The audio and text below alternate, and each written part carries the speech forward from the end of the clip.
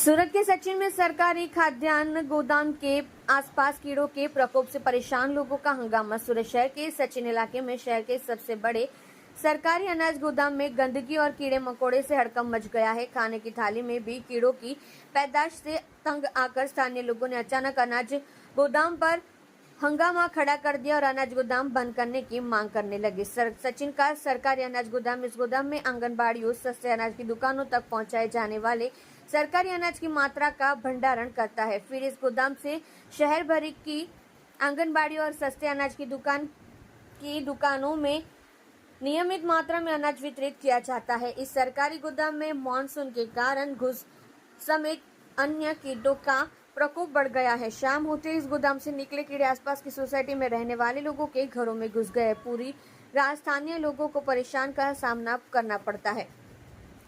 खाद्य पदार्थों में भी कीट लग जाते हैं। रोज रोज की इस समस्या से तंग आकर आसपास के सोसाइटी के लोगों ने एक होकर हल्ला करते गोदाम पर धावा बोल दिया।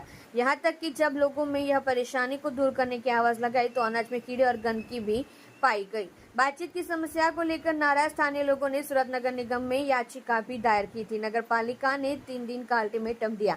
समस्या पर संज्ञान लेते हुए सूरत नगर निगम ने सरकारी अनाज गोदाम के प्रबंधक कौशिक पटेल को लिखित चेतावनी जारी की है और समस्या का समाधान करने के लिए 3 दिन का समय दिया है।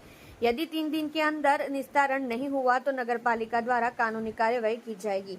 हम नियमित दवा का छिड़काव करते हैं। गोदाम प्रबंधक सचिन के गोदाम के मैनेजर कौशिक पटेल ने बताया कि स्थानीय लोगों ने इसकी शिकायत लिखित और मौखिक तौर पर की है। अनाज संरक्षण के लिए एजेंसी के माध्यम से दवा का छिड़काव किया जाता है। इसके बारे में हमने ऊपर भी जानकारी दी है। पिछले 2-3 माह से इसकी मात्रा बढ़ी है। हम इसका घूर्णन जितना होना चाहिए उतना उससे थोड़ा धीमा है। 1-2 महीने में इसका समाधान हो जाएगा।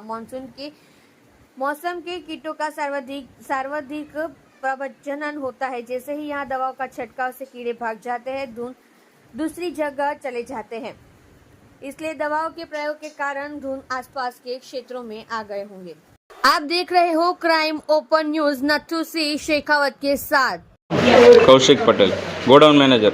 कौशिक भाई, આજુબાજુની સોસાયટીની રહીશો દ્વારા વારંવાર રજૂઆત કરવામાં આવી કે અનાજના વિવાદ છે એમના ઘર સુધી, જમવા સુધી, શાકભાજી સુધી પહોંચી ગયા છે। તેના માટે શું પ્રક્રિયા શું કરવામાં આવે? અમારી ગાઈડલાઇનની અંદર આવે છે કે જે પણ અનાજનું આવે એની જાળવણી માટે દવા છંટકાવ કરવાનો હોય, ફ્યુમિગેશન કરવાનું હોય, બરાબર, એની જે ગાઈડલાઇન હોય એ મુજબ એની એજન્સી રાખવામાં આવેલી હોય, બરાબર। એ કામ હવે એજન્સીઓ મારફત કરવામાં આવે છે। એટલે રેગ્યુલર ઇન્ટરવલે દવા છંટકાવનું કામ, બરાબર, એજન્સી બોલાવીને આપણે એમની મારફત કરતા હોઈએ છીએ, બરાબર। એમની વાતો, એમની જે ફરિયાદો છે મને ઘણા સમયથી મળે છે। છેલ્લી 2 વખત એ લોકો આવી ગયા, એ લોકોએ લેખિતમાં અરજી પણ આપી છે। મેં પણ એમને આશ્વાસન આપ્યું છે કે અમે લોકો દવાનો છંટકાવ રેગ્યુલર કરીએ છીએ, બરાબર। અને દવા આ વસ્તુ એવી છે કે દવા જ્યારે અહીંયા આપણે છાંટીએ, બરાબર, એમની જે આ મોસમ જે છે વર્ષા ઋતુ, જ્યાં ભેજવાળું વાતાવરણ હોય, સૌથી વધારે પ્રજનન આ ટાઈમમાં થતું હોય, બરાબર। અને જ્યાં દવાનો છંટકાવ વધારે થાય, બરાબર, ત્યાંથી એ સ્થળાંતર કરીને બીજી જગ્યાએ જતા હોય છે, બરાબર। મેં એમને આશ્વાસન આપ્યું છે કે અમે ઝડપથી જથ્થાનું રોટેશન કરીશું, બરાબર, અને રેગ્યુલર દવાનો છંટકાવ કરીશું, એનું ઇન્ટરવલ ઓછું કરી દઈશું, બરાબર। પણ આમાં અનાજની જાળવણી કરતા હોઈએ ત્યારે વધુ પડતો ઝેરી તત્વોનું આપણે વપરાશ કરીએ તો અનાજને પણ એનો અસર થવાની શક્યતાઓ રહેલી હોય અને ગરીબો સુધી અનાજ પહોંચે અને આપણે વધુ ઝેરી અનાજ ન આપીએ એવા અભિગમ સાથે આપણે દવાનો છંટકાવ કરવાનો હોય। ગઈ વખતે મેં એમને આશ્વાસન આપ્યું એ મુજબ એમની સાઈડે પણ આપણે દવા છાંટાવી છે, જે અમારી પ્રિમાઇસીસની બહારની એરિયા છે। મોટેભાગે અમારે અનાજની જ જાળવણી માટે ત્યાં જ દવા છાંટવાની હોય, પણ અમે પાવડરનો છંટકાવ કર્યો, દવાનો છંટકાવ કર્યો, બરાબર, એમની પ્રિમાઇસીસની એ તરફ કે જેથી કરીને જીવાતો એ તરફ ઉડીને ના જાય, બરાબર। કાયમી નિકાલ માટે મેં એમને આશ્વાસન આપ્યું છે કે આ બધું રાતોરાત બંધ નહીં થઈ જાય। આજે હું મારવા બેસું, તમે અત્યારે ગોડાઉનની અંદર બી અમે લોકોએ ચેક કર્યા પછી મકોડા મરી ગયા, ગરોળી મરી ગઈ, જે છૂટાછવાયા વંદા હોય એ સુદ્ધા મરી ગયા, બરાબર, અને જીવાત પણ ખાસા અંશે મરી છે, બરાબર। પણ જે રેગ્યુલર આવક આવતી હોય, બરાબર, એની અંદર પણ જીવાતો આવવાની સંભાવનાઓ હોય અને પ્લસ જે રોટેશન થતું હોય, એટલે આપણે દવા છાંટ્યા પછી બી એ આવક અને જાવક ચાલુ હોય, એટલે એની અંદર એવું છે કે એ ઘણી વખત આવતી પણ હોય, બરાબર।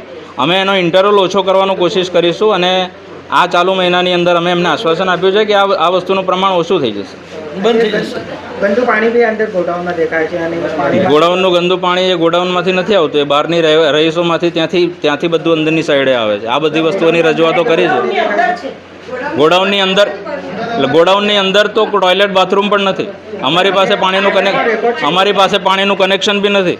કેમેરામાં રેકોર્ડ છે ગંદુ પાણી શું કે આ પતરાથી પાણી લીક થાય છે? વરસાદી પાણીનો વરસાદી પાણી જ્યાં લીક થતું હતું ત્યાં અમે લોકોએ રિપેરિંગ કરાવડાય છે, ઉપર તાડપત્રીઓ નખાવડાય છે. જ્યાં ઉપર પાણી પડે છે ત્યાં અમે લોકોએ એના પ્રિકોશન્સના પગલાં લીધા છે. અનાજ ના બગડે એના માટે અમારાથી બનતા તમામ પ્રયત્નો કર્યા છે. તમારું પાસે